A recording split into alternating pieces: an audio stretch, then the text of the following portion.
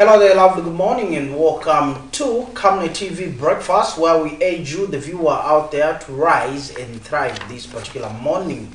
Good morning to you all. My name is Joe Smart, and of course, I am with my colleague Chanda Mwango. Chanda, good morning. Good morning, Joe. How are you doing today? I'm fantastic. It's Labor Day. It is Labor Day, 1st May 2024. Labor Day, we're getting started on a good note. We're getting started on a good note. Despite the weather being cold. Come on now, it's London in Lusaka. It's too much of London in Lusaka. You have to get used to it. But it's good. It's good to be here, and of course, we are commemorating Labor Day as a country, and it reminds me back in the day, workers would be rewarded. They would receive awards on Labor Day. A tradition we don't see this time around, Chanda. Probably we could see something today happening. The president, of course, will be in Solwezi today to officiate at the Labor Day celebrations. We may see us getting back to that tradition. We may see some workers being awarded, some walking away with some money and whatnot. Okay. So let's wait and see how the day is going to unfold. As soon as the president gets to Solwezi, we're going to monitor what's going to be happening over that side. And of course, just within Lusaka, we are having our celebrations at the Freedom Statue here in Lusaka. And we are going to be on the ground also to pay attention to what is happening pertaining to the celebrations being held in Lusaka as well. Okay, and our news team is already on the ground, waiting obviously for the commemoration to begin, and we'll make sure that we'll bring that to our viewers. But we are celebrating or commemorating Labor Day amid these high fuel prices. We'll talk more when we come back, but like we say, your health is your wealth. We go on to the health corner. We'll be right back.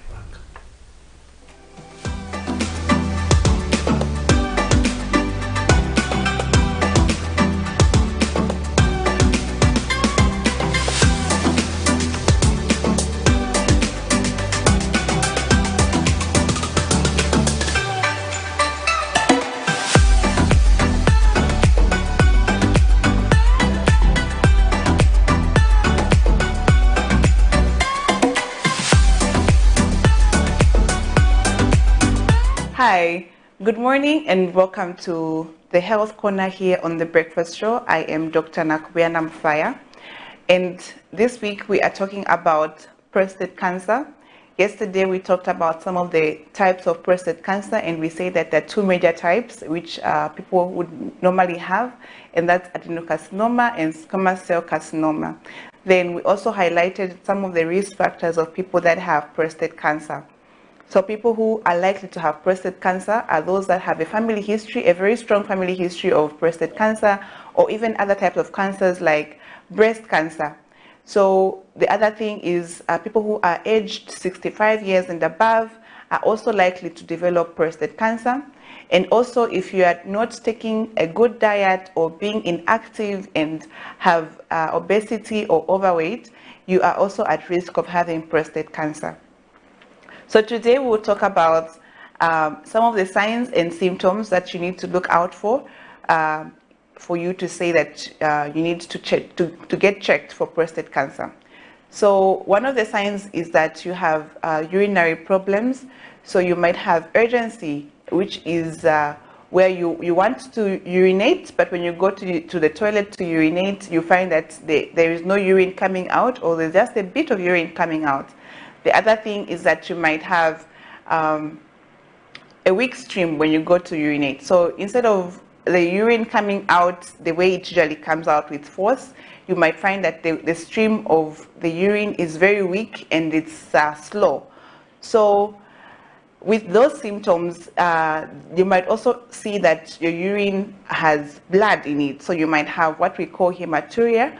That's urine which has blood. So those are some of the symptoms that you might have when you have prostate cancer. However, these symptoms are not specific to people who only have prostate cancer. There are other conditions that affect the prostate that can also cause someone to have some of these symptoms.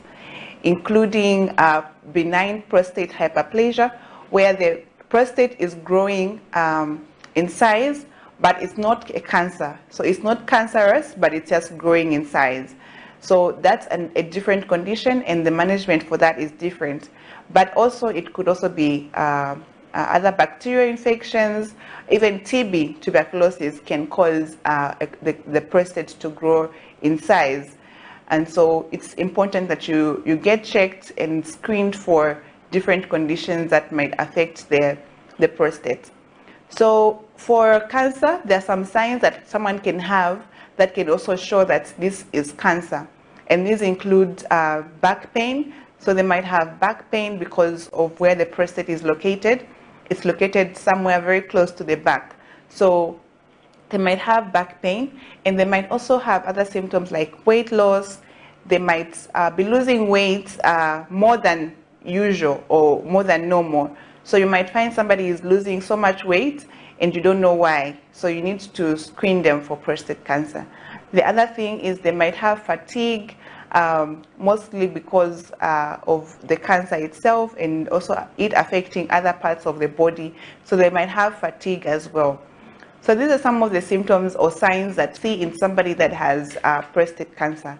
And like I've said, some of these things are not very specific to prostate cancer only, so it's important that you get checked for you to be able to ascertain whether it's a cancer or it's just another condition. So today we are learning that prostate cancer can have symptoms such as urinary problems, like not urinating well. When you go to the toilet, you find that your urine is not coming out the way it usually does, or sometimes you feel like you want to urinate, but the urine is not coming. And other times you feel like the urge to urinate comes more frequently than other times than usual. So you might be frequenting the bathroom more frequently than you usually do because of the same prostate cancer that is affecting the prostate. Then the other thing that we've learned is that you might have other signs like weight loss and fatigue, and also you might experience back pain if you have prostate cancer. So it's important for you to get checked for prostate cancer, and tomorrow we're going to talk about how prostate cancer is screened in the hospital and some of the treatment options that are there for people who have prostate cancer. So thank you so much for watching.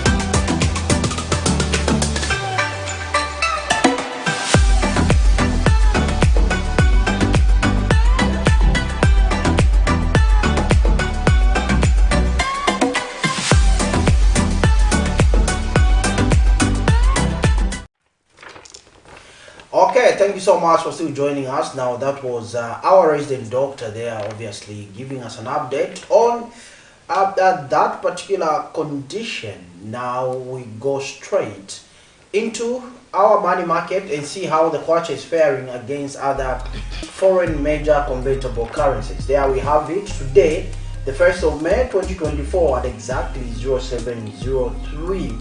Now the United States dollar is buying at 26 kwacha 51 ngwe and selling at 27 kwacha 4 ngwe. Now the euro is also buying at 28 kwacha 39 ngwe and selling at 28 kwacha 95 ngwe. The South African rand is buying at 1 kwacha 41 ngwe and selling at 1 kwacha 44 ngwe. The Great British Pound is buying at 3 kwacha 19 ngwe and selling at 3 kwacha 85 ngwe. Now obviously these will vary from bank to bank and from bureau to bureau, and that's our foreign exchange rates for this particular morning, updated at exactly 0703 hours on the 1st of May 2024. Chanda, we get into it. It is Labor Day. The kwacha is now at 27. It's trading at 27 this particular morning. For those that are watching us from home, it is a public holiday, but obviously you have to be updated that the kwacha is now trading at 27 kwacha today. 27 kwacha this morning. Fuel goes up, and our Labor Day theme says building resilience, workers at the heart of Zambia's economic recovery. Are we seeing that happening amidst heightened economic challenges? It's hard to say.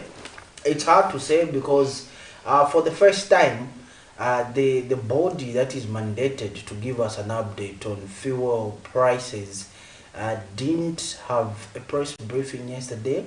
They only issued a statement which we, members of the media, intercepted, obviously, and there we have it. Fuel, when you talk about petrol, it's now at 35 kwacha per liter. The highest increase ever. The pain is being felt at the pump. So there we have it. That's a statement on your TV screens, dear viewers out there. Now, it reads in part, based on the foregoing, the recommended pump prices for May 2024 are as follows. And now, obviously, you have product, current, new, absolute variance, and percentage exchange. Now, petrol was at 31 kwacha at 12 ngwe. Now the new price is 35 kwacha 56 ngwe. Diesel was at 28 kwacha 78 ngwe. They've added the 1 kwacha which goes to 29 kwacha 60 ngwe. Kerosene was at 20 kwacha 44 ngwe. It's now at 28 kwacha, what a leap, 39 ngwe. Jet A1 was at 28 kwacha 23 ngwe. It's now at 31 kwacha 53 ngwe. So Chanda, you're able to see that diesel, it's the only fuel that they've only increased with the 1 kwacha. Only a 1 kwacha has been added to diesel. And surprisingly, this time around, previously in the last two statements, we did see kerosene being maintained, but now it has gone up as well. Everything has gone up, including the jet AI fuel. We need to know what's really necessitating the increase. Some of these things need to be explained. Like, for instance, diesel. What's the difference between diesel and kerosene? Which is mostly sought after? Kerosene or diesel? Should be diesel. So there's only 1 kwacha that has been added, but kerosene, we are seeing that it's a leap of faith, if you like. From it's now 28 kwacha, so you get to wonder what for me the math is not mathing, unfortunately. The math is not mathing. We are celebrating Labor Day, obviously, Chanda, like you said. Building resilience, workers at the heart of Zambia's economic recovery. It is a good thing. We always have good themes every year, but are we making sure that these themes are actualized when it comes to putting them into reality and making sure that obviously we walk the talk? On quite several occasions, we've seen the president coming out with an agenda to revamp the country's economy. And of course, we've seen some efforts here and there, the president putting in effort and his cabinet as well. But then the economy continues to go down, and we really are seeing fluctuating prices of fuel. Of course, we are seeing, as of this morning, we are seeing a variance of 4 kwacha, which is the highest increase since the monthly review fuel started. And of course, there's the issue of the dollar, and these the determinants of the fuel prices are the exchange rate on the international market, which is really a big deal for the Zambians, because if the dollar goes up, it means we're going to buy that fuel at a higher price. That means that as it comes to the country, and owing to the transportation cost as well, it's going to increase, which is what we are seeing this morning. 35 kwacha per liter for petrol.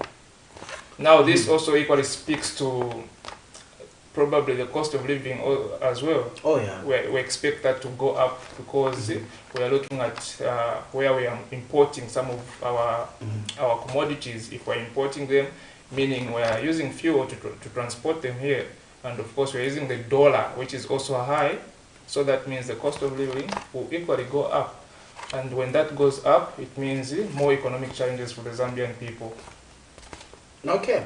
I remember when the New Dawn administration, the UPND in particular, were coming in power, they did make an announcement through their then presidential spokesperson, Mr. Anthony Wadia, who said we need to tighten our belts, and also, not only that, they were referring to the economy of Zambia, giving an example of a ball, chipute, that you need to, first of all, make sure that you squeeze it, You squeeze it, you wash it, and then it begins to heal.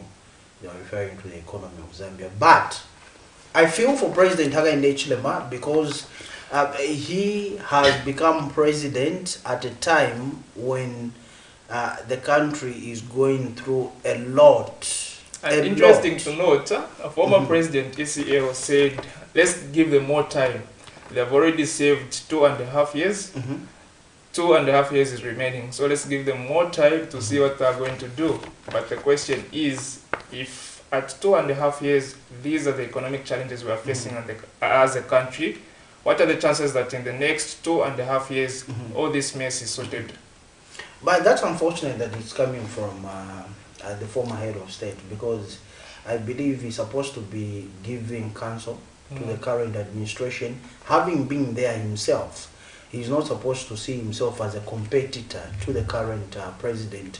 Don't you think what's causing that is the fact that before assuming office, President Hichilema used to attribute these challenges the country was facing then to lack of leadership? When ECO was president, HH would go to his media socials and say, what is happening now, the load shedding, lack of leadership. Drought is not supposed to be an excuse. This government is supposed to implement key solutions to address these challenges. When he assumed office, it was a different ballgame. He's being faced with the same challenges, and look at what is happening now. This is why I'm saying it's really hard to be president in Zambia right now, and I feel for President Hakainde Hichilema. If, for instance, you look at the fuel sector or the energy sector itself, you have load shedding on the other hand. You also have the fuel pump prices soaring. Now, let us not forget that there was a date owed to all marketing companies. They were not being paid. Yes, fuel was being subsidized. $800 million. $800 million was not being remitted to all marketing companies. And obviously, President Hakainde Hichilema and his administration now are trying to dismantle that particular credit, giving all marketing companies has already started. It has already started, giving all marketing companies their monies. Yes, fuel was being subsidized, but monies were not being paid to these all marketing companies that were transporting this fuel to you and I. So I believe at some point as a country we lived under a fictitious economy, and this is where now those charged with the responsibility to communicate to the general public, especially from the governing UPND, should be able to communicate to members of the public out there and give clarification on what is currently happening or what has necessitated the current economic, social challenges that Zambia is currently going through, as opposed to politicking or being reactive. They need to provide accurate information. If us in the media here at Camnet can be able to access this information and dissect it effectively and efficiently, Chanda, it means that those that are in the corridors of power have the first-hand information that they can be able to disseminate to the members of the public out there. But yes, we have a theme here which says building resilience, workers at the heart of Zambia's economic recovery. Now we know, for instance, government is the largest employer. Yes. Yeah. And for me, I would urge civil servants, public service workers, if you like, to change their attitude towards work. You find that when you visit some of these offices, the way you are attended to, the laissez-faire attitude that has always been there, not knowing that you're slowing down the economic wheels of this country just by your attitude and the way you respond to people that visit your offices, Right. that health facility, that police station, any state-owned institution in this case, because we're talking about workers. Us here, they are on holiday, but us in the media, obviously, we are here to work, both public and private media houses. We are working so that we inform the general public out there, because our mandate lies with the general public to make sure that they're informed and given the necessary information, Chanda. And it is a good thing, because we are here to bring to speed the public regards what's pertaining on the ground.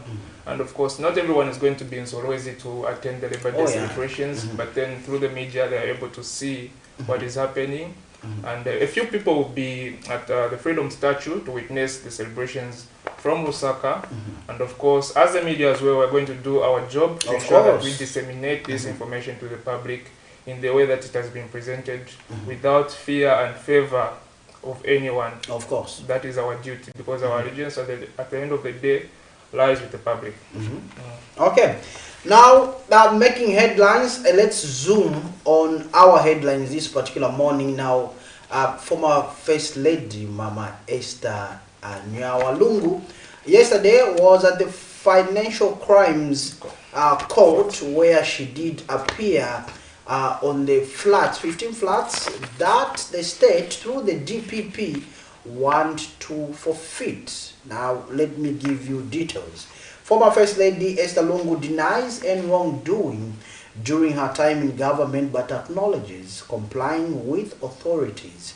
Now, speaking shortly after the court adjourned the matter where she is challenging the forfeiture of her assets, Mrs. Lungu expressed surprise at being treated differently from other former First Ladies. The Economic and Financial Crimes Court is said to decide on the Director of Public Prosecution's application to forfeit 15 double-story flats belonging to the former First Lady, which the DPP claims are proceeds of crime. This follows the dismissal of Mrs. Lungu's appeal challenging the forfeiture proceedings. We do have a clip. We'll be right back. Amen. Amen. We are going to dance to man's tune, but God at knows last. That there's light at the end of the tunnel. Former First Lady Esther Lungu has failed to hold on to the brakes and open up to the Court of Public Opinion shortly after the Economic and Financial Crimes Court, High Court Division, adjourned the hearing of the main matter, which the former First Lady is challenging the application by the Director of Public Prosecutions, Gilbert Piri, to have the former First Lady's 15 double-story flats forfeited to the state for allegedly being proceeds of crime. The hearing of the main matter follows the decision by the Court of Appeal to dismiss an application by the former First Lady to state the proceedings in the matter in which the DPP wants to forfeit her 15 double-story flats to the state on 12 April 2024. In the application to stay the proceedings, the former First Lady argued that the DPP does not need to commence other proceedings to determine whether properties are indeed proceeds of crime before he can apply for a non-conviction based forfeiture order. Last year in June, the state applied to the High Court to forfeit some properties deemed to be proceeds of crime allegedly belonging to former First Lady Esther Lungu and former President Edgar Lungu's children, Tarsila and Chieso Lungu. The application was under sections 27 and 28 of the Forfeiture of Proceeds of Crime Act No. 19 of 2010, but speaking shortly after the court adjourned the matter for a lunch break, the former First Lady allegedly wondered why she's being treated differently from other former First Ladies. How many First Ladies are going through or have gone through what I'm going through? God knows. Jehovah is in control.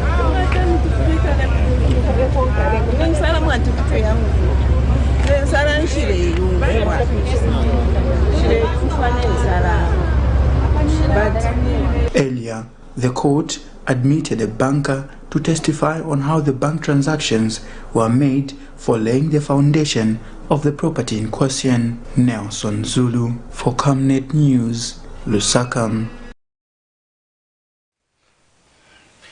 Okay, that's the former First Lady there, Mrs. Esther Nyawa Lungu, appearing before the Financial Crimes Court, where she has been told that she is challenging rather the forfeiture of her 15 flats deemed to be proceeds of crime. And you could hear in that particular clip where she says how many former First Ladies have been subjected to such kind of treatment, according to her. Chanda. She has strongly refuted any claims or allegations stating that she did any wrongdoing. So according to her, to the best of her knowledge, whatever she acquired was done in the right procedure. So forfeiting those flats is not something that is sitting right with her, because as far as she's concerned, she followed the right procedure, which is why you're seeing those pronouncements coming through from her.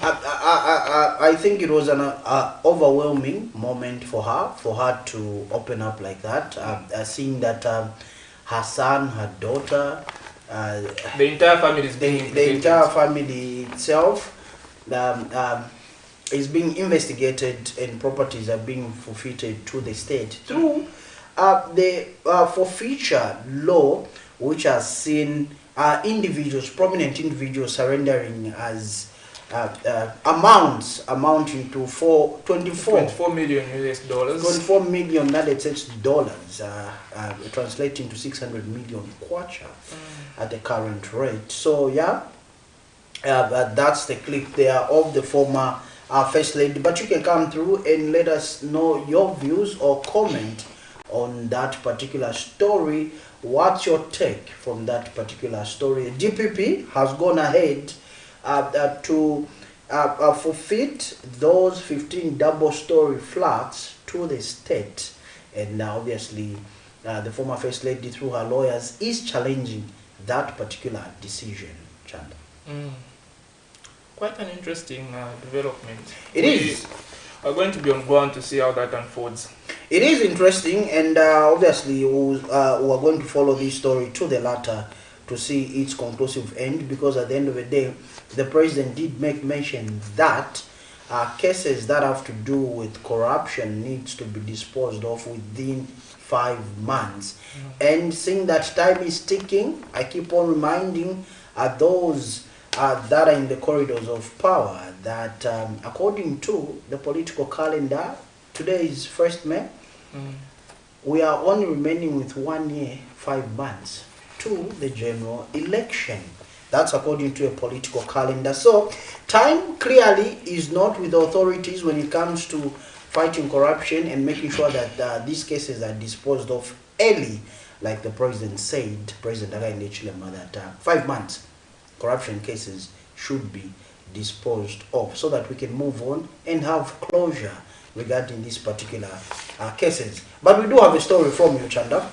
One of the stories also making headlines this morning is government through the Disaster Management and Mitigation Unit, DMMU, has disclosed to her 51 million United States dollars out of the $941 needed in mitigating the impacts of the drought the country previously experienced.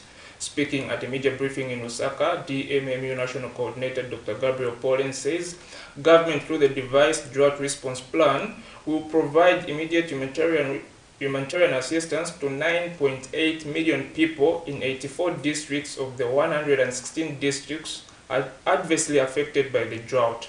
He, however, states that government will first provide relief of 728,000 metric tons to the 6.6 million people in urgent need of humanitarian assistance across the 84 districts over a period of 14 months. We have a clip for this particular story. Let's take a look. Zambia was in the last few months, owing to climate change, a victim of the El Nino-induced drought, which adversely affected key sectors of the country's economy, such as agriculture, livestock, and energy. This unfortunate circumstance saw Republican President Hakainde Hichilema on the 29th of February 2024 declare the drought as a national disaster and state of emergency. This development, which saw 1 million farmers affected, caused the country to seek international aid to cushion the severe impacts on the country's food security. Currently, government is in need of $941 million United States dollars as monetary response to mitigate the impacts of the drought on the nation. The Disaster Management and Mitigation Unit, DMMU, has today, 30th April 2024, revealed that out of the $941 million, government has already in place $51 million, leaving a deficit of $890 million to meet the required budget. Speaking at a media briefing in Osaka, DMMU National Coordinator, Dr. Gabriel Pollen, says government, through a devised drought response plan approved in Parliament, will provide humanitarian assistance to 9.8 million people in 84 districts out of the 116 districts adversely affected by the drought. Dr. Pollen, however, states that out of the 9.8 million people affected, government will provide immediate relief of 728,000 metric tons to the 6.6 million people in urgent need of assistance over a period of 14 months. The implementation of the drought response plan is based upon two key pillars, the first being immediate humanitarian assistance. And on immediate humanitarian assistance, the target is 84 districts of the 116 districts that were adversely affected by the drought. Of the 84 districts, 9.8 million people are affected. However, the people in need of urgent humanitarian assistance constitute 6.6 million people. So 6.6 million people will be targeted by the government. He adds that the government is expecting additional support from other stakeholders in sustaining the efforts in combating the effects of the drought. We also expect that additional support will come in terms of cash transfers. The government strategically undertook drought insurance cover. And from the drought insurance cover, we expect the payouts to the GRZ of around 9.9 million. And through WFP replica, we expect about 3.3 million United States dollars, giving a total to the country of around just over 13 million United States dollars. The way in which this payout will be implemented will be in form of cash transfers to selected districts over a given period of time. And this begins to knock out some of the urgent attention. And even as the government continues to get support from different stakeholders, including the private sector, will continue to remove the quantity that will be deployed. So 2 weeks ago, for example, we received over 564 bags of mielie meal from the India-Zambia business. DMMU further says it will also be on course in ensuring that the response reaches the intended beneficiaries and not in the hands of unscrupulous individuals. And within the context of the humanitarian response, there are controls in place that the government has put in place to ensure that the targeted relief ends up in the custody of intended beneficiaries. And to end up in the custody of intended beneficiaries, local structures will be made use of. The satellite disaster management committees, working in collaboration with the district disaster management committees and the traditional leaders, working in collaboration with the church, with the non-governmental organizations, to ensure that the relief delivery ends up with people who require this relief. Chanda Mwango for Camnet News in Osaka.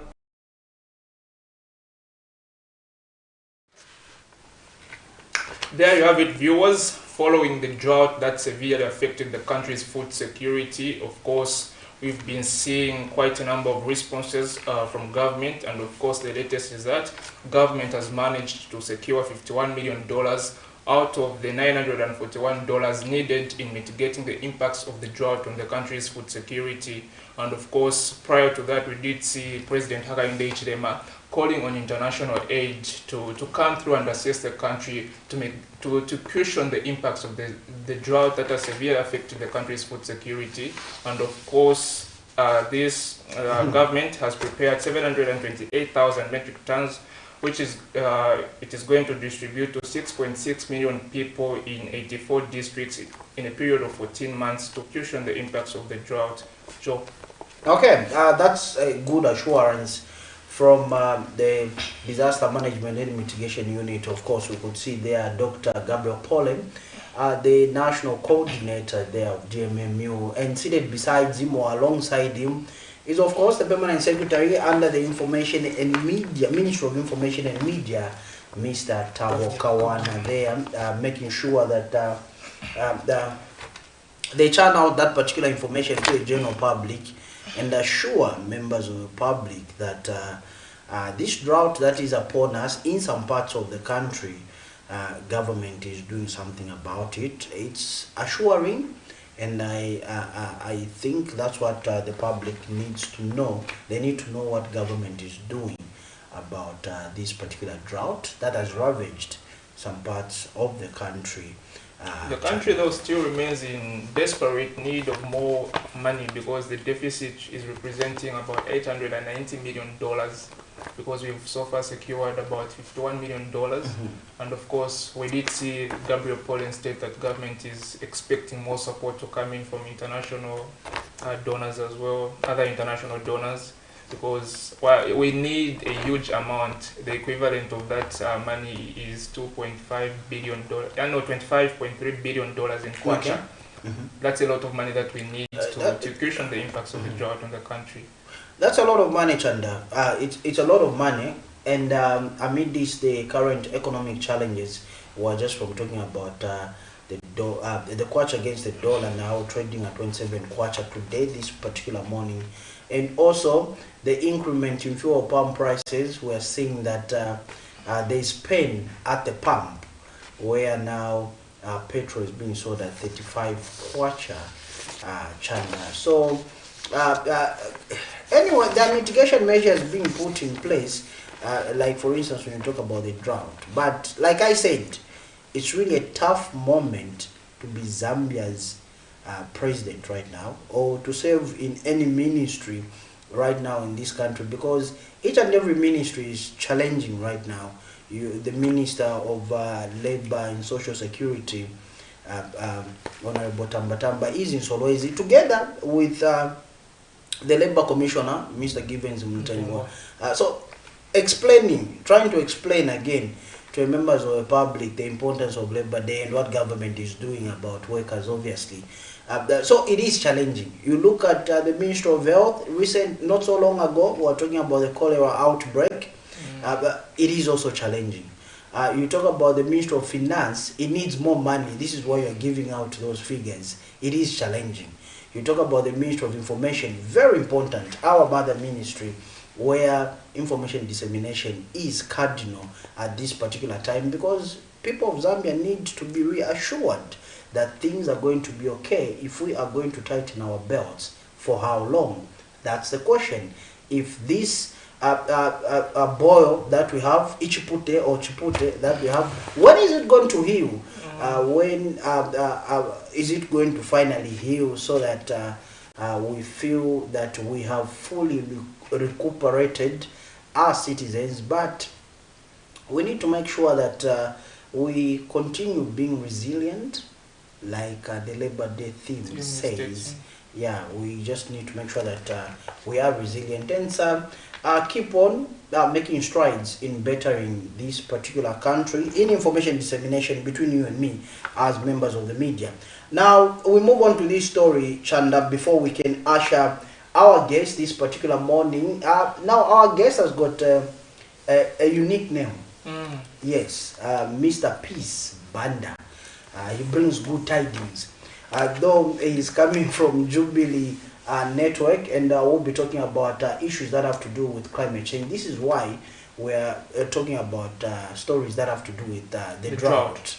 Because it's very important that we begin to understand some of the things that lead us into that mess. True. So it's really going to be an interesting discourse between our guests and ourselves, helping us dissect some of the issues pertaining to climate change.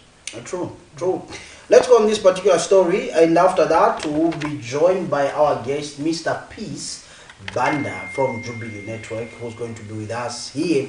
Now, Minister of Local Government and Rural Development Permanent Secretary Administration, Mambo Hamaundu, says collaboration between African countries is key in ensuring sustainable development growth in the continent.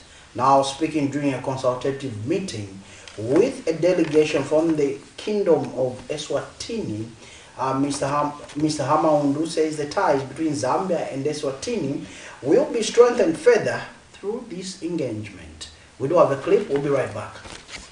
A delegation from the Kingdom of Eswatini Tuesday morning paid a courtesy visit to the Ministry of Local Government and Rural Development in Lusaka to have a consultative meeting on the operationalization of Chapter 13 of the Constitution of the Kingdom of Eswatini. Speaking during the meeting, Ministry of Local Government and Rural Development Permanent Secretary for Administration, Mambo Hamaundu, says he remains optimistic that the engagement will have positive impact on both countries. To indicate that we do recognize that as countries we've got shared goals in establishing unified systems of local governance which are meant to enhance governance structures and empower communities.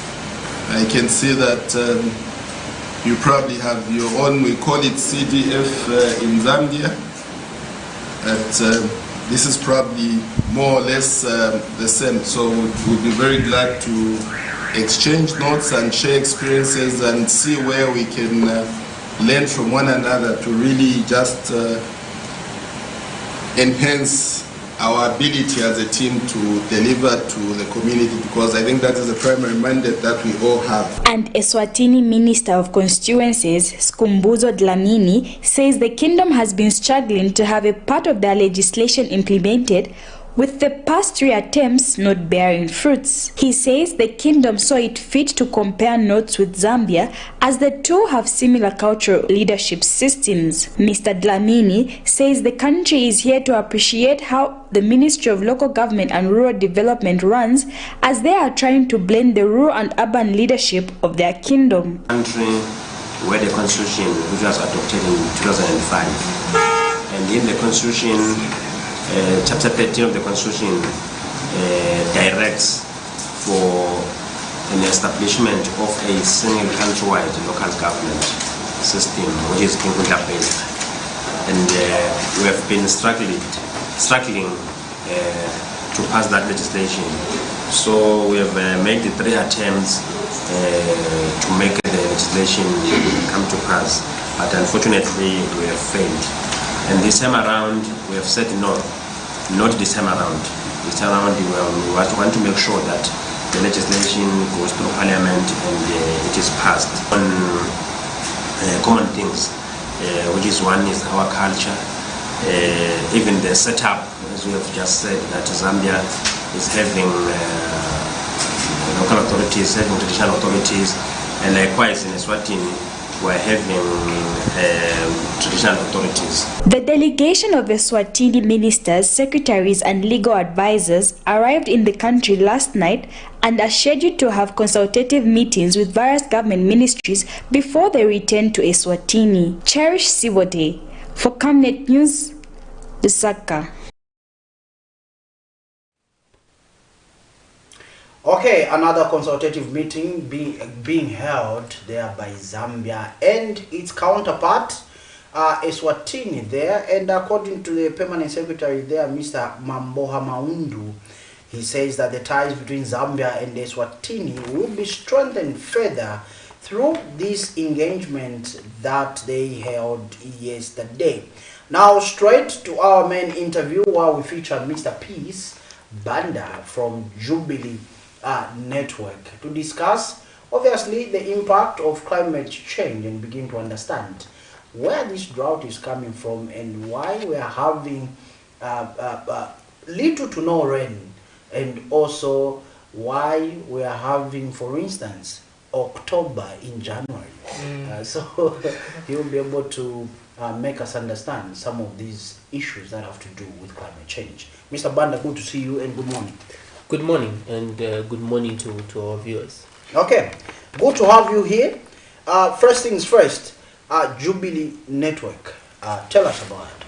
So Jubilee is it's actually Jubilee Leaders Network. So Jubilee Leaders Network is a non-governmental organization that is relatively new and has been established basically to explore areas around climate change. So it's a youth-led organization that has paid particular attention to climate change. Okay. Yeah. Now, how has your organization, for instance, responded to the recent presidential declaration by President Hakainde Hichilema regarding the national disaster, where he declared this particular drought in some parts of the country to be a national disaster?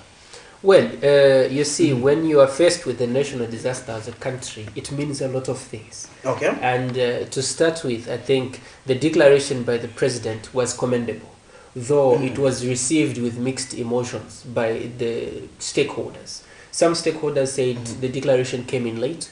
Some stakeholders said the declaration was on time. Some stakeholders had their own opinions. So that is the way it was received. But like I said, it was a necessary declaration to make because it showed government commitment on addressing the situation that the members of the public were faced with. As an organization, in our response to that declaration, we then took it upon ourselves to collaborate, because I think you did hear in the presidential declaration that he did make mention that this needs a collaborative approach. We have to work together. And so we did start looking at enhancing our collaboration with the government to provide more information on what the drought meant. And we went to media houses.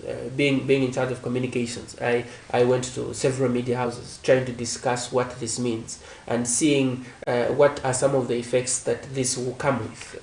Of course, you see that there was realignment of the budget, to more social sector spending to see how the government can help people that are being faced with this drought situation. You see that the army now were directed to produce more food, and the army's core business is not production of food, it's enhancing security of the country. But because we are in a crisis and a national disaster of such nature, then we had to have them engage in that activity. So our response has been providing more information, and because information dissemination and education is necessary in responding to climate change, so that has been our response. And we are working with various stakeholders such as DMMU and other institutions in the country to see how best we could support the government in response to the national disaster. The president called for international aid, calling for stakeholders, the private sector, to jump on board and provide some sort of relief to the country. What do you make of that aid? Is it the right calling? Did it come at the right time? Were we late? Well, I think, like I said, it's looked at in different contexts.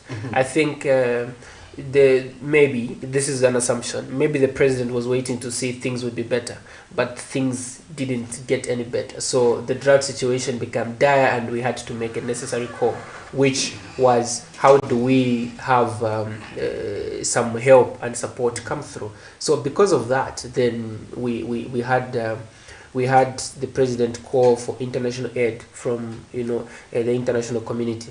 And you see, when you're in a situation like the situation that we're in as a country, and I think you have felt the pinch of how things are right now. I think it's not a secret that things are not really at its best right now.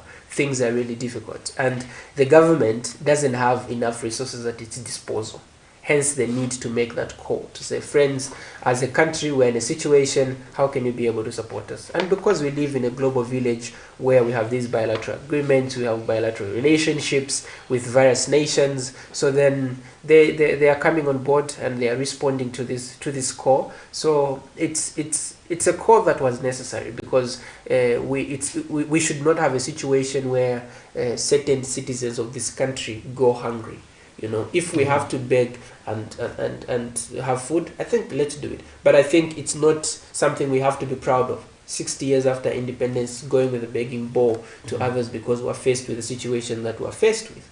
but the situation that we're faced with was technical, was harsh. Especially after being warned that there was a drought coming.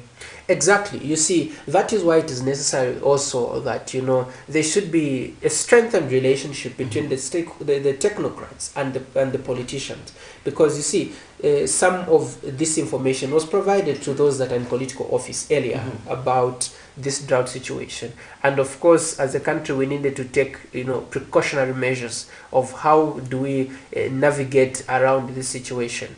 How do we enhance, you know, education that people plant more drought-resistant crops so that they don't get to lose their crop like they did. So we were warned quite early, you know, by the technocrats, but we didn't act. And of course, the government didn't act, but the government is the people. It's all of us stakeholders. We didn't act in the right direction. So I'm hoping that going forward, you know, with our engagements with the government and other stakeholders, that we are going to do the right thing when such important information is provided. We have to really take it serious. How effective do you think the response plan is going to be? Well, I did take time to look at the response plan that was provided by the president during the declaration of the drought situation as a national disaster. And I did indicate that some of the responses that were provided in that plan in the short term are not feasible in the short term. For example, stiffening the punishment of those that burn bushes. You see, we are coming from an era where in certain communities they burn the waste of their crop, like when they harvest, they burn those in their fields. And sometimes, or many times, you find that that's the fire that spurs into burning bushes. So there isn't a deliberate action to just go and start a fire in a bush. Of course, there's unique cases like that, but we have situations like that in communities. So now, if we put that in the short term to say we have to just immediately ban the burning of bushes, which is as a result of a certain activity, it's not really feasible in the short-term plan. Okay, there's other measures that have been prescribed that are in the short-term plan that I feel that should have been included in the long-term plan, because we need to start by educating how can the farmers use that waste as compost to be able to, you know, fix some nutrients, you know, some nitrogen to the ground using that waste. So enough information was not provided, enough education was not provided in part of the response plan, and that's why we are coming in now as a non-governmental organization, as a critical stakeholder, to be able to support the government in this light. But some of them being what I mentioned earlier, having the security forces join in the production of food as one of the response plan, calling on the international community as one of the response plans, which is okay, but we need to do more as a country, as a citizenry, as a government, and just as general stakeholders such as the civil society organizations. Okay. Now, could you kindly elaborate on the community engagement and education initiatives your organization is undertaking to raise awareness about climate change? Because you've talked about members of the public being highly educated or sensitized regarding the effects of climate change, and more information to be provided to them. Yeah, and you see, the subject of climate change is becoming predominant now. You know, it's been there, you know, and the effects are becoming dire now. And because the effects are becoming dire, people think like climate change is a new thing. It's not really a new thing. Climate change and the effects of climate change have been around for quite a while. But then there isn't enough information in the communities, especially the rural communities, about the effects of climate change and what are some of the mitigation measures that can be taken. So as an organization, what we have done is we have provided education through community engagement. So we have gone to communities and held community meetings and tried to explain to the people what climate change means and what are some of the mitigation measures that can be taken. So some of the mitigation measures, for example, is reforestation, replanting of the trees that have been cut down through human activity. Could be development of infrastructure or charcoal burning, which is a source of energy. So we have gone into the community and have had a conversation with them about what cutting a tree means to the environment, because they don't understand the connection between the tree and the ecosystem and how it then culminates in the rainfall that we have as a country, or the rainfall that we tend to get. So we have had community engagements. We have also had stakeholder engagement in terms of providing enough information. So we have had meetings with various stakeholders, those in public office, those that are holding political office, those that are key technocrats, for example, permanent secretaries. We had a conversation with the permanent secretary for green economy not long from now.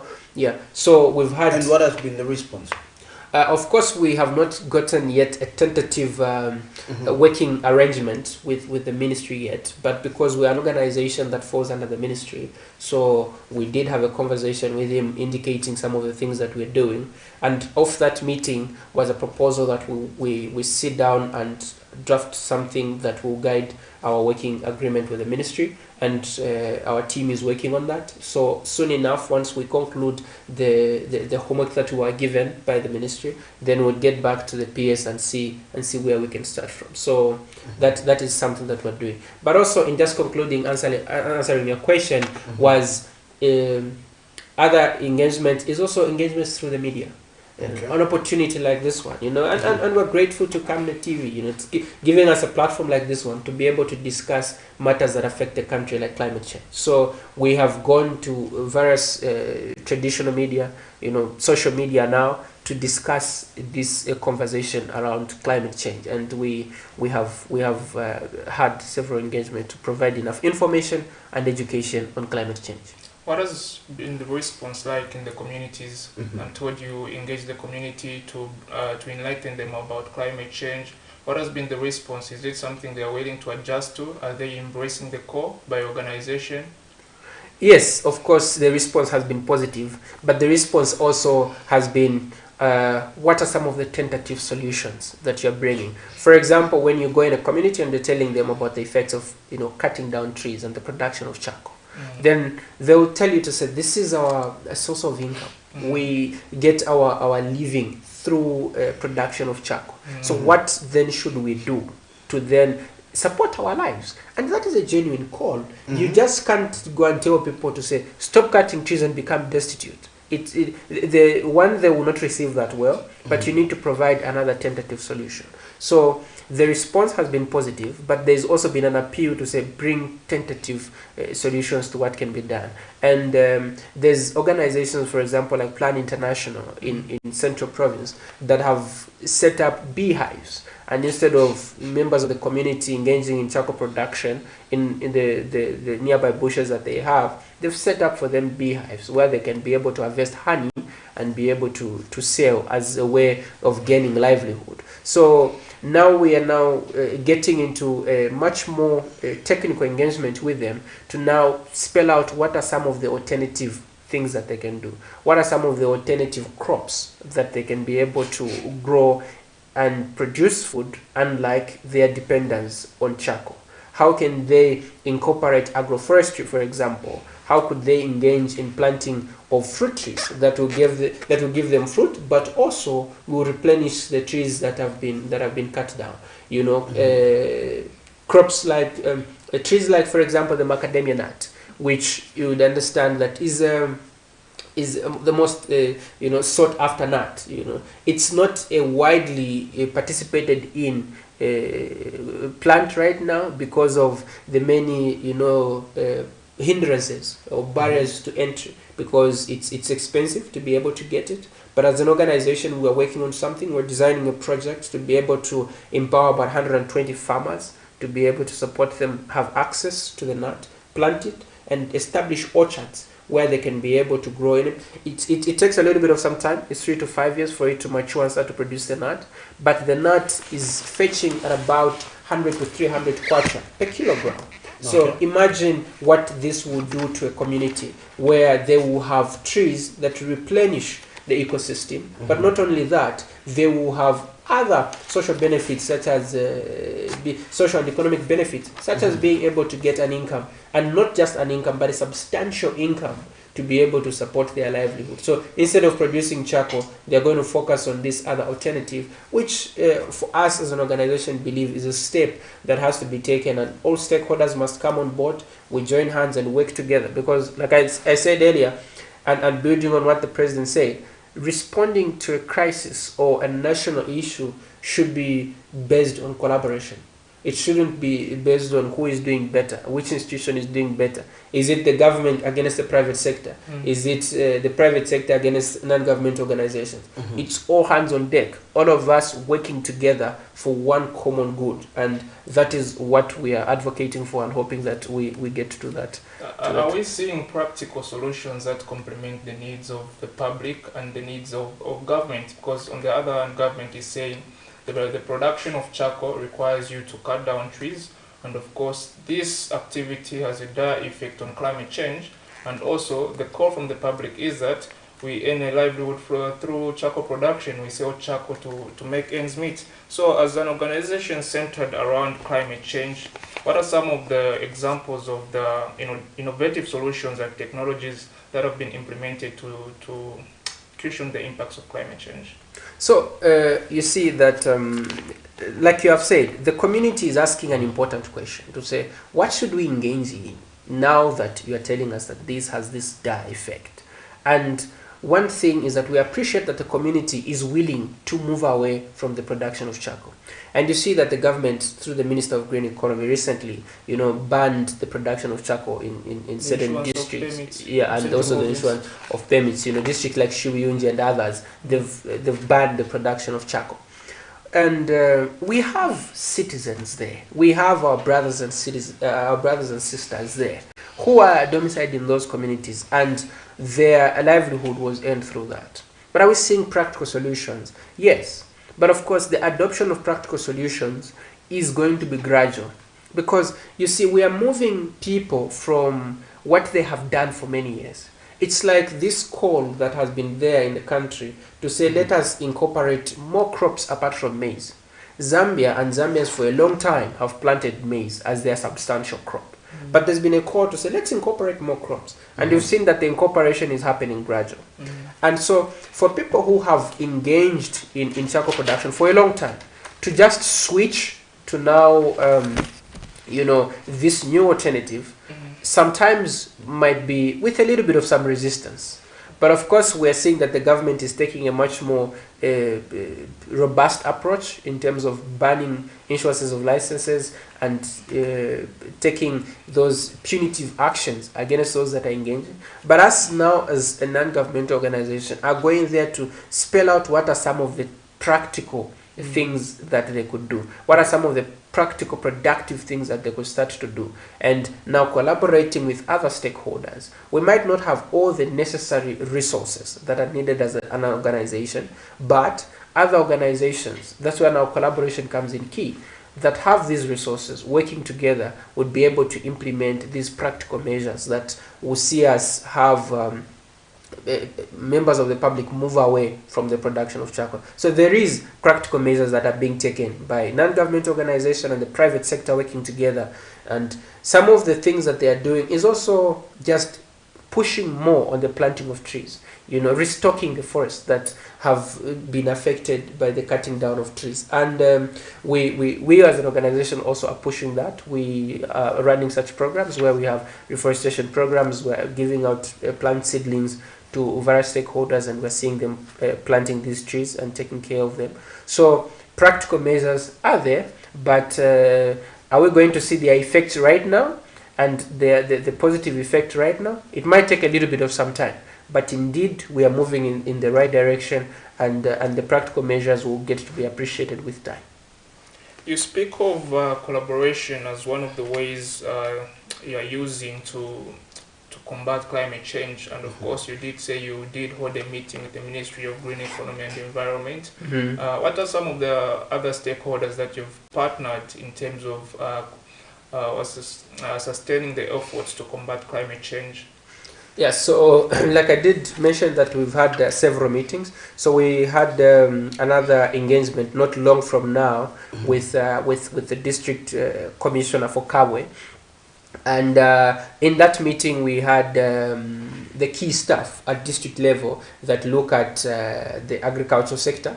We also had in that meeting the agroforestry officer at district level, and after that call on the district commissioner, we had on the sidelines of that meeting more in-depth meetings with the staff that focus on key areas such as agriculture and forestry, agroforestry. So in our meeting with the agroforester at that meeting was they are doing certain things in terms of combating, cutting down of trees and transportation of charcoal. Because one thing that they highlighted was Cabo is a transit town where charcoal just passes through. It's produced somewhere else, but then it passes through Cabo headed to Lusaka. And so they tend to intercept it. They tend to intercept trucks that don't have permits and so on. And one of the things that they are doing is providing more sensitization campaigns. And so in our collaboration with the district office is working together to provide more information. Because you see sometimes, as a country also, we have this issue where if a government officer comes and says, I think let's do things this way, you would say, because you are on salary and you are paid, that's why you can come and tell us to stop cutting down trees. But we get to see... Isn't that the truth? Well, it is the truth, but if we look at it from a positive perspective, the call to stop cutting down trees and reducing charcoal production is the effect that it has on the climate. So us as a non-governmental organization, going into the community, we go with a much more independent voice. And they look at us as one of the people that they can easily engage with. The government workers are looked at as, because they are on salary, this is just a job. There's no passion, they are not doing it because they are really concerned. Of course, that's perception, but the government workers are concerned because they also live in this country where we're facing the effects of climate change. So going in now as a collaborating partner, as an implementation partner for the government, then we go in as an independent voice. And when we speak to the people, their receptivity is much more. But sometimes we get some of this resistance where if you're talking about some of these things, the people would say, no, because you know people, above there, this, and so Mwadiliamo, and so such kind of sentiment. But maybe, Mr. Banda, those concerns, I feel they're genuine from members of the public, but maybe the concern, the concern of coming from members of the public, like the story that we carried yesterday from Kanyama, where residents that are involved in charcoal selling were concerned that if you take away this from us, this is our source of livelihood. What alternatives are you encouraging, for instance, government and other cooperating partners to come up with, so that if somebody does away with selling charcoal in Kanyama, what alternative are you going to give to them? Of course, those from Central Province, it's engaging into beekeeping or honey selling, but for somebody in Kanyama, for somebody in Kalingalinga, for somebody in garden compound, what alternative are you suggesting to government and to cooperating partners? Well, that's really a conversation that I feel that we need to start having at a much more serious level. One thing that we have noted is that as Zambians, we have not really taken time to own the means of production. And that is sometimes because of policy in the country. There's a weakness in terms of policy. Take, for instance, there isn't really businesses that you can point out that are preserve of only local Zambians. You'll find that even an investor would come, for example, and invest in broiler production. Block making. Okay, they would come and invest in block making, for example. They will come and invest in packaging of water, the drip, And of course, we are not against investors, but we are saying, let there be a deliberate policy that certain businesses that are not, financially huge in scale in terms of capital, let it be a preserve of local Zambians, so that Zambians could have means of engaging in alternative business. How will you, get into a block making business when it's already saturated by people who have a lot of financial capacity? Then again, Mr. Banda, a question arises, a serious concern. You find that in these densely populated areas, you talk of Kalingalinga, you talk of Mtendere, you talk of Kalikiriki, you talk of Garden, where we have these small shops, or kiosks where, for instance, our brothers and sisters from other countries, they are operating these shops. Once they have a challenge, let's say with the immigration office, obviously, you find that all their shops will be closed in the neighborhood. Yeah? Yeah, that's true. They will be closed in the neighborhood. And you don't even have where to buy bread. My question to you, Mr. Banda, from your observation, obviously, and your interaction with members of the public is, are Zambians willing to, for instance, get into a business, or like you are saying, are they willing to be given these particular investments, like running a shop, running a small shop, running these small kiosks? Because we find that when these shops are closed for our brothers and sisters from other countries, the only things that are left for Zambians is vegetable selling, charcoal selling, tomato, and the shops are closed. So is there a willingness from Zambians themselves to begin to own their means of production? Yes, so a willingness is there, but if you permit me, I just conclude on the first point. So, have we really, left certain business to be a preserve of Zambia, so that then this just becomes a business that Zambians could engage in, and then they start to make money out of it? So we could have certain businesses, just like we could get to that. Then the other question also, responding to your response, is there a willingness? There is a little bit of some willingness, but I believe... A little bit. Okay, yeah, a little bit of some willingness, but I believe that it's also a question of the education sector. Our education system, I will tell you that it does not really respond to practical needs that communities have. I'll give you a practical example. I know a certain well-established man, successful in his endeavor. He takes his daughter to a certain named university in the country to go and study business administration. And this lady is done business administration. She's a graduate, and he owns a shop at home and says, okay, I have this money. I want you to invest in this shop, okay, because you've done business administration. Probably you're going to run this as a successful enterprise. Because we believe that this person has gained an in-depth understanding of how to administer a business. This lady says, no, I really don't even know how I can run a business. So this person has gone to school 4 years. So the entire 4 years, they can't run a small business. The business that they're talking about, just running a grocery shop. So even people who have gone to school, there was a study that was done. I can't really recall the institution, but I think recently, I mean, you might correct me as I share more details. They did a study to establish people who have gone to school that run business, and I think it accounted for a very minimal percentage of those that have degrees that run successful enterprises. It accounted for only about 1% for those that have master's degrees and run successful enterprises in this country. So you see that most people who go to school and attend an education do not engage in practical entrepreneurial activities. They'd rather go and look for a job.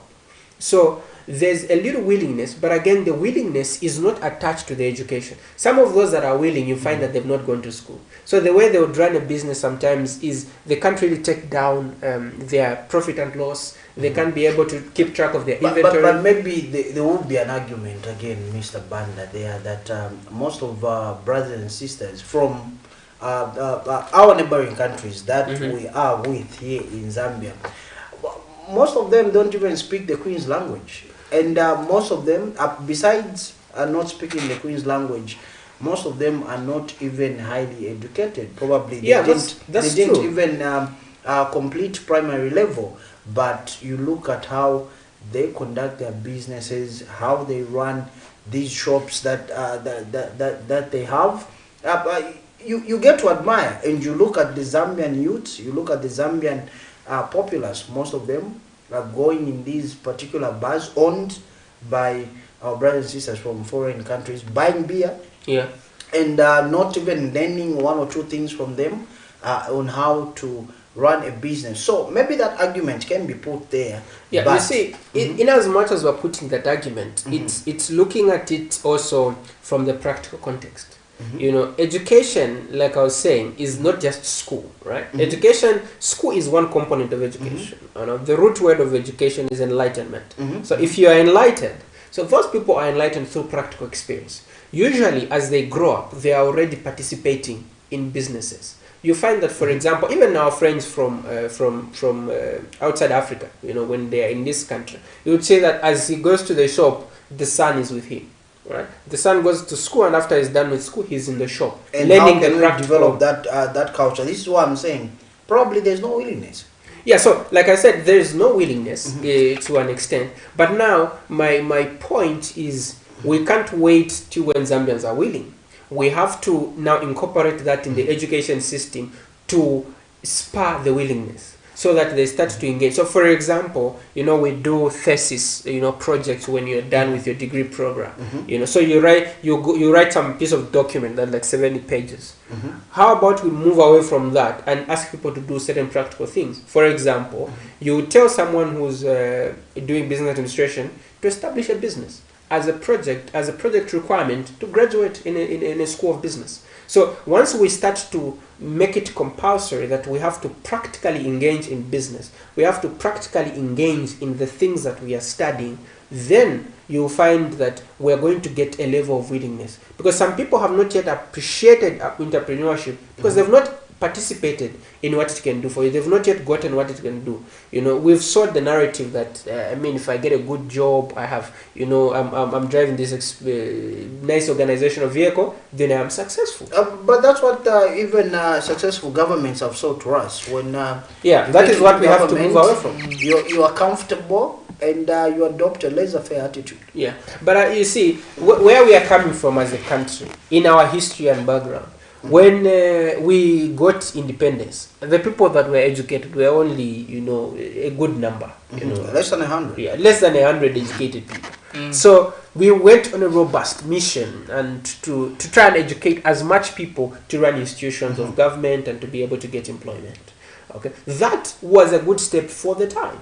But times have changed now. We have a lot of educated people that cannot use the same approach. Take, for instance, the education sector. At some point, the government was employing a lot of teachers, and everybody bloated the education sector.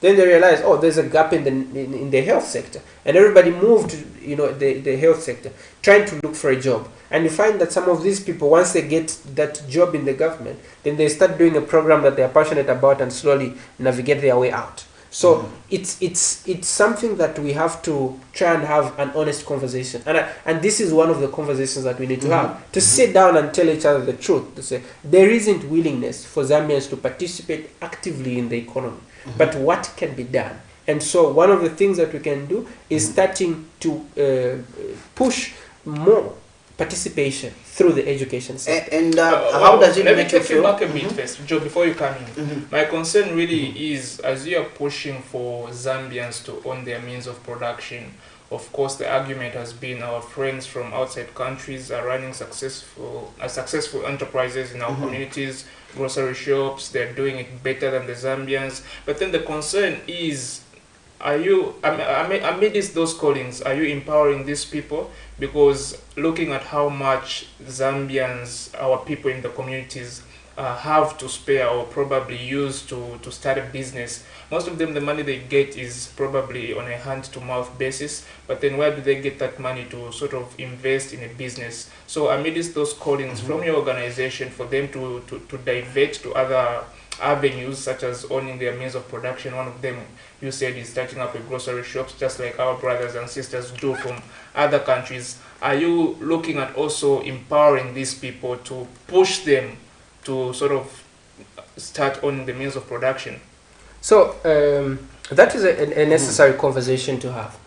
Do these people have income that would allow them to spare after buying a meal, because usually in our communities people have this hand-to-mouth livelihood, and it's not that they want to have a hand-to-mouth, but that's what they can afford, right? But the government and other stakeholders are putting in place certain measures. For example, the Constituency Development Fund, it has been highly politicized, but if you look at it from an objective point of view, there is a component in there that can support businesses. One thing that we're doing, like I said, is enhancing the education around members of the community. The problem that we have as Zambians, for example, is we're going to meet the three of us and form a cooperative and go and apply for funding. And when we get that funding, we share the money. And we don't invest in, a productive business that we claim to have proposed in seeking that funding. There's been several institutions in this country that have come on board, to provide funding. But Mr. Banda, maybe again, my question as a rider to what he asked and getting it from your response. If, for instance, the educated and literate are failing to help us on the means of production, now what more if we talk about the illiterate, the not educated people? Are you going to get, is it 50,000 give to these 3 illiterate youths to say go and run a business? If those illiterate people are not even willing to run that particular business, I'm saying this because in Munadi constituency, right, there were youths that told the councillor off that the money is for CDF, give us that money, help us to have access to that money, and when you give us that money, like you are saying, those obviously have got limited education, we'll classify them as illiterates. Now, if we have scared PhD holders, master's degree holders that are scared to own the means of production, what happens to that child who's not educated, willingly or unwillingly? What happens to them? Are we safe as a country? Well, look, I look at it a little bit different. When you look at development and how development is enhanced in a community or a country, it's not usually the illiterate versus the illiterate. It's not usually the educated versus it's collective, the but if both are not willing, what happens? Yeah, so there should be a raised or provoked consciousness to know that development is not something that comes from somewhere. Development is something that we spur on our own. That is why initially, when we're having a conversation about the drought situation and having to go out to beg, I was saying 60 years after independence, it is not something we have to be proud about. But have we raised enough consciousness among members of the community to know that they're in charge of their own development? Some of these incentives that come, for example, like the fund that we're talking about, is not a fund to abuse. It is to come and just supplement what we are already doing.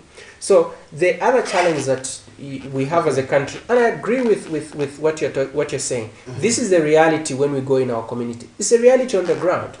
People don't want to actively participate in developing their own communities. And that is what has culminated in a country that is less developed. Because people are not just willing, to actively participate in productive things. But we're saying we can't leave it to chance, to when people are going to be willing and people are going to be ready. Now we have to go in and enhance the education. So as we enhance this education so that many can start to participate, we are going to see a ripple effect. Of course, we are late because we are 60 years old as a country. And if you look at our GDP, you look at how our economy is doing, our export earnings, they are very low. But we can't wait. And that is why, like I said, this is a necessary conversation for you and me to have, because we know that the development that we want as a country won't come from somewhere. We have to actively start to participate in it. I'll give you a practical example. One, building up on the one that you gave, a certain cooperative goes and applies for funding to start peanut butter production. Right. And they are given the money to start, think about 30,000 kwacha, to start that and to buy the groundnuts and to buy the machinery and everything. The chair ladies, because this is like a ladies group, the chair ladies in that group choose that I think we need to disband this group. We have gotten the funding, but because we can't run this cooperative together, let us just disband the group and share the money. They have been given this money, and now they want to disband the group and just walk away with a group of 15, 20 people given the 30,000. They'll probably just walk away with 1,000 or 500. But if they work together, the other thing that as a country we have not really adopted is this notion to support each other. We always want to be the one that does it. instead of how can we as a collective work together to achieve a common goal. You and me today can come together and say, oh, let's start up a business. But usually why partnerships have failed in Zambia is because people want to be the one that are seen in the limelight, that are seen to be successful. But if we're going to develop this country, that should not be the perception. Because also there's a lot of fake lifestyle, especially in the advent of social media. People want to appear successful, even when they are not successful. And they'll do that at any cost. Fake it to make it? But you probably not make it if you're faking it. That statement in a way is before we dive even further from our topic of discussion, which is bordering on climate change. Exactly. I have to ask various stakeholders and other organizations did indicate that vulnerable people, most of the vulnerable people in our societies are women and the children, and really the negative impacts will probably affect them more compared to the men, and those calls came from NGOCC. And what are some of the measures that your organization has put in place to ensure that these vulnerable people in our societies are helped? So one of the deliberate steps, though it could be very subjective, but is this aspect of positive segregating and building a bias towards the marginalized. So you find that if you are going to put up something or a program that empowers the community, for example, in a community, you will find that the playing field is not equal in terms of the women, the youth, and the differently abled. So to try and make sure that everybody benefits from whatever program that we're putting in the community, we have adopted this aspect where we, where necessary, positively segregate those that we feel maybe these are not classified in the marginalized groups. So for example, the women, the youth, and the differently able. So to try and make sure that we get to them, sometimes programs are tailored specifically for the women, sometimes specifically for the youth, and sometimes specifically for the differently able, so that we can get to them and they would be able to get maximum benefit of that program. And of course, that is something that we're also trying to see in certain funds that the government is putting up. How could some, of course not to segregate certain people and not to really classify them, but to really recognize them, to say we have these marginalized groups, so how could we be able to put in place a necessary fund that speaks to that? For example, in the CDF there's a component of the youth and women empowerment, but is that reaching to the people as youth and women empowerment? Is there a considerable amount of evaluation that is going on to make sure that the beneficiaries of these programs are really the women and youth and the marginalized groups in society? So that is an important component, and we have certain civil society organizations that are following through and auditing some of the activities that the government is undertaking. So we are doing that, but of course in direct relation to climate change programs, we are also doing that to make sure that as we all suffer the consequences, but we try and see how we could help those that are marginalized. Okay. Mr. Banda, it appears you've been on the ground trying to sort of make these efforts against the climate change sustained. Your organization has really done much, of course, based on what you've elaborated on this interview. And what are some of the challenges that you've faced in your quest to implement climate change initiatives?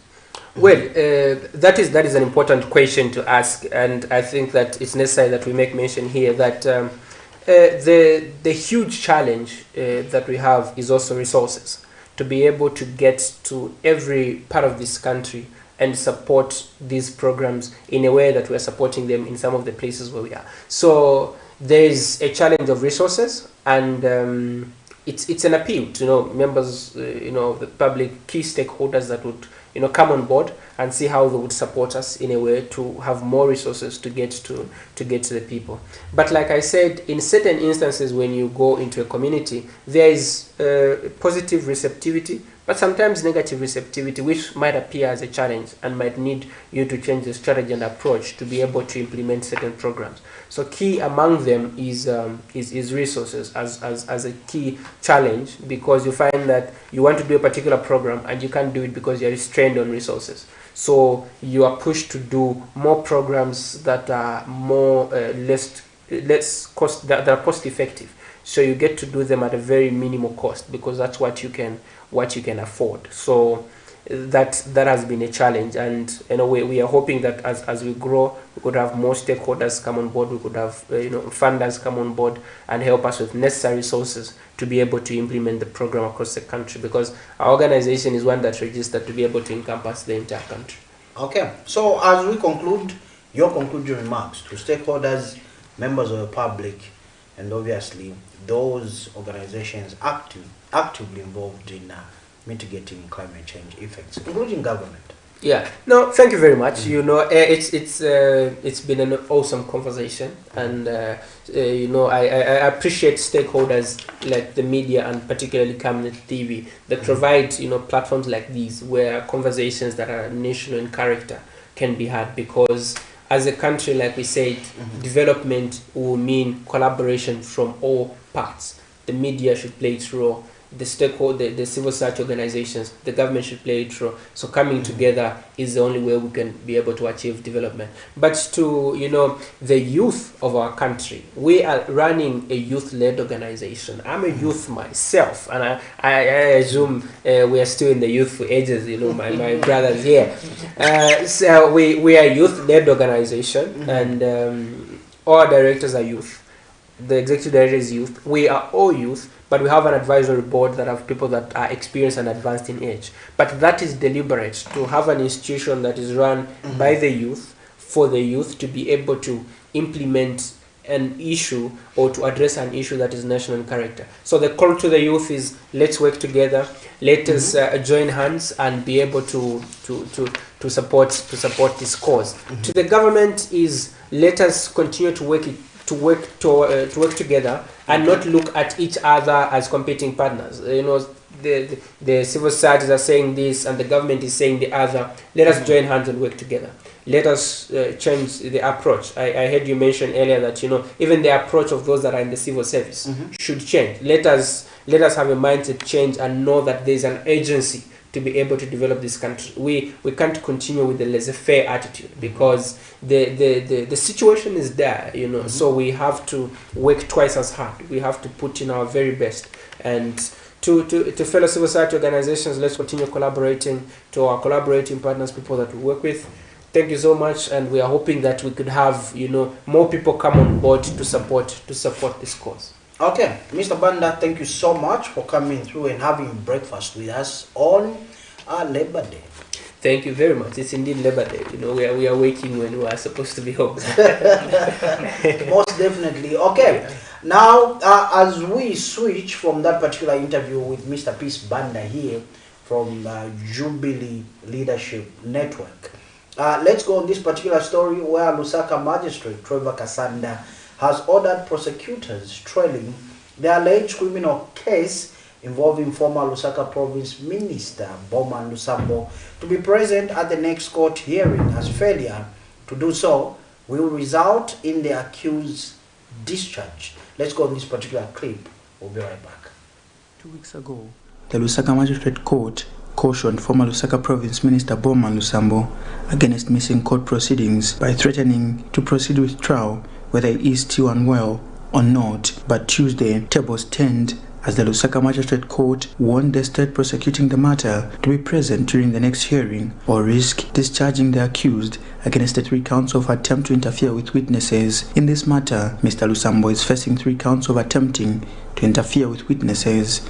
In count 1, it is alleged that Mr. Lusambo between February 1st and April 30, 2022 obstructed the due course of justice by preventing Cosmas Kapula Chalusa from giving evidence as a witness before a court of law. In count 2 and 3, it is alleged that Mr. Lusambo on the same dates obstructed the due course of justice by preventing Enes Somani and Mundia Mata from giving evidence as witnesses before a court of law, but when the matter came up Tuesday before Lusaka Magistrate Trevor Kasanda, the state applied for an adjournment after the court failed to present a Lamba-speaking court interpreter for the witness who wants to testify in Lamba. However, before granting the adjournment, Magistrate Kasanda warned the state to be present on 3rd May 2024. Failure to do so will result in discharging the former Lusaka minister. Well, the court extended the warning to the defense to present all their witnesses to make progress in the matter. Defense by Mr. Lusambo continues on 3rd May 2024. Among the cases the former minister faces in other courts are 10 counts of alleged corrupt acquisition of property suspected of being process of crime, among others. Nelson Zulu for Camnet News, Lusaka. Okay, now that's a story there that concerns Mr. Bowman Lusambo, the former Kabushi Member of Parliament, former Copperbelt Province, right? And former Lusaka Province Minister, popularly known as the Bulldozer. Yeah, Bowman Lusambo there.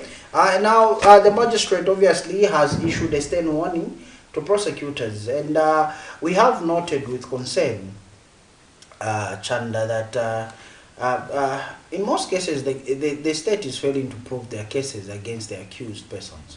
Could it be that they lack enough evidence?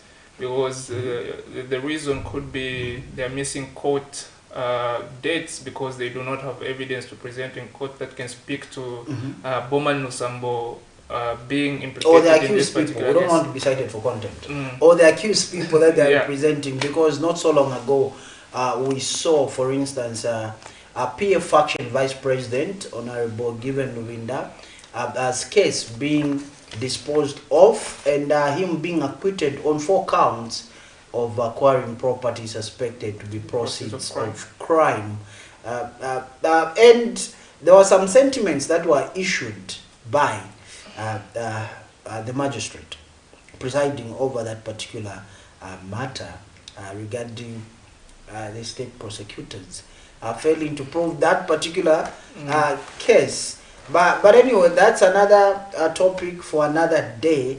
But obviously the message is loud and clear in that particular clip. The magistrate, Trevor Kasanda, has issued a warning that if they don't present the case, then what's the use of be discharged? Yes. So we'll leave it there. But those are court issues and court matters. Chanda, we need to go and commemorate Labor Day. Labor Day.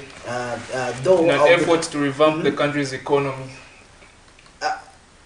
Building resilience. We need to build resilience as we endeavor to obviously, because we're at the heart of Zambia's economic recovery.